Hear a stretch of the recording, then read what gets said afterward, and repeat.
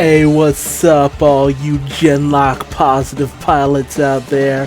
I'm Duuz-Diz-Din, and I'm coming at you with another review of Rooster Teeth's Genlock. This is Season 1, Episode 3, titled A Very Merry Second Birthday to You. That's not the full title, it's just Second Birthday, but a very merry second birthday to you. Where we open up with everyone just kind of being like, yo, what the fuck? That dude totally died in this system. I ain't getting anywhere near that shit. Which makes sense if that was your introduction to this system. Like, ain't nobody actually want to go into a system that just killed a man. It's got all of its corpsiness on it. Like, man, nah. So nobody is really down for this. We have Weller trying his best to explain that, you know, the guy wasn't who he said he wasn't Genlock positive and all that good stuff. But nobody's really giving into it, especially Cammy, who is just having none of this. Whereas Valentina starts to kind of go off about the fact that Madrani is former Union, and she is very determined to make it known that she does not trust Madrani. Well, Madrani does her best to just say, yo, I'm no longer part of that, I want to do some good with my life, this, that, and the other. So a lot of baggage on everyone's different sides. Meanwhile, Abel pops in saying that Commander Marion wants to see Weller ASAP. And when Weller comes in to meet with Marion, it's very clear that a few disastrous situations are happening out there on the front lines. And Marine makes it very clear that the only reason she allowed Weller and his program onto her base is because she thought that there would be some form of platoon, there would be a strategy, they would give them the edge that they need to turn the tide of this battle. I am saying my words as very spaced out as possible. But because of the compromise of Anvil Base, because of his Genlock program,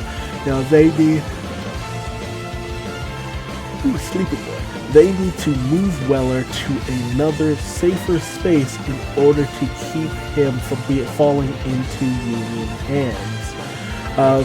Meanwhile, some of the pilots are actually trying to get up and leave, and Caliban is having none of that, plopping Cammy right back down.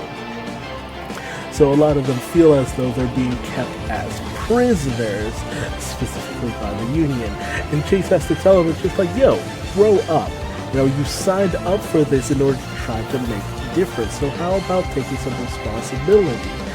And when it comes to Weller and Marine, she highlights the fact that the estimates by the top brass say that the Union will end up taking over, their section of things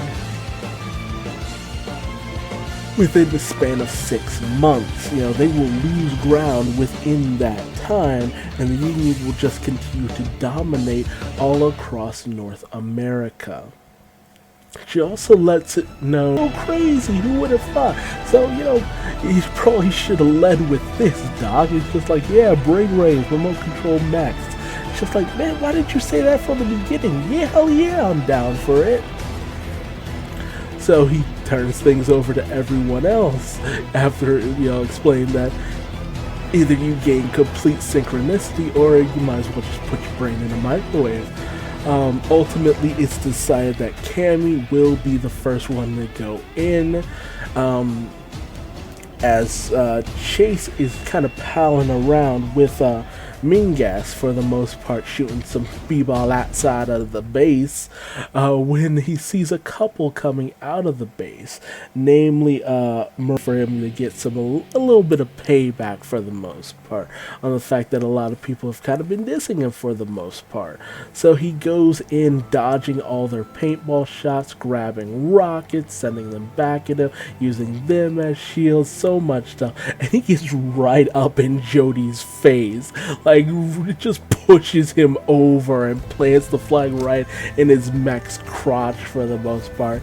Like, dude, you are so transparent here, because it's just like, yeah, okay, I get it, you're just kinda a little bit miffed about the whole Miranda Jody thing, so he's getting a little bit of his own brand of revenge, and it really does impress the rest of the Genlock compatible trainees, and they're ready to go all in.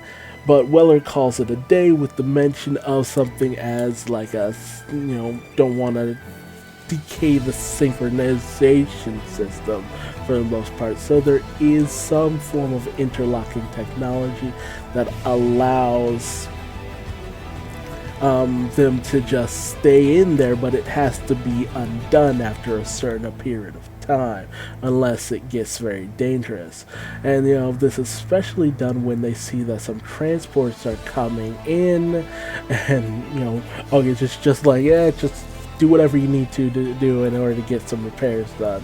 And they end up seeing that it's a bunch of refugees just battered and beaten and broken down, and Valentina mentions just like, yeah, but we see this kind of stuff all the time in holovids and stuff like that has become almost second nature to the likes of us. But Weller tells them it's just like, that's not a good thing, becoming desensitized to the injustices and wrongs and the violence of the world helps no one in the end. And ultimately that's what the enemy wants, to get you accustomed to the just beating down of your system as they just create an insurrection of their people in your land for the most part. But he tells us just like, look, this Genlock system, it wasn't always meant to be a weapon. It was supposed to just be a general thing that helped people for the most part. But naturally, like anything you have that is, done by the military, it's ultimately kind of changed into something a little bit more weaponized. And Valentina just, is kind of like a very morbid mind in this situation, saying it's just like, well, that's the nature of humans. That's what it always comes down to. Ultimately, it's just all about power and seizing control. And Chase highlights this by saying it's just like, look, yes, that might be true. There might always be a darkness in the end, but that's why it's up to good people not to just sit around and do nothing. It's all about stepping up when the time comes to really truly make a difference. And that's all Weller wants, just to make a difference, to possibly give the army a fighting chance, not to completely dominate their enemies, just give people the potential for having a happier, better life. And ultimately everyone agrees for their own reason, with Valentina being more about going on rescue missions in order to help people, Cammy being more about the toys, Madrani being more about the, just retro, what's the word I'm looking for? Having more of a change of heart, changing things up, giving the non-union a fighting chance, and then, Kazu's all about just being able to fight any way he wants to, not really having to take too many orders. So a team is formed, but Marine has questions the fact that Weller ultimately didn't tell him about the 6-month deadline, with Weller not wanting to bog them down by needless details as they're still trying to learn and grow and adapt for the most part. But the commander does note the fact that he squared them up right next to where all the refugee ships would be coming in, showing everyone the full frontal and desperate acts of how things kind of go down. How a lot of lives will be lost and stuff like that. It is a very manipulative instance, but that seems to be just Weller's personality in a nutshell. Manipulative to a certain degree, but never within beyond reason. Very much almost like one of the doctors from Doctor Who.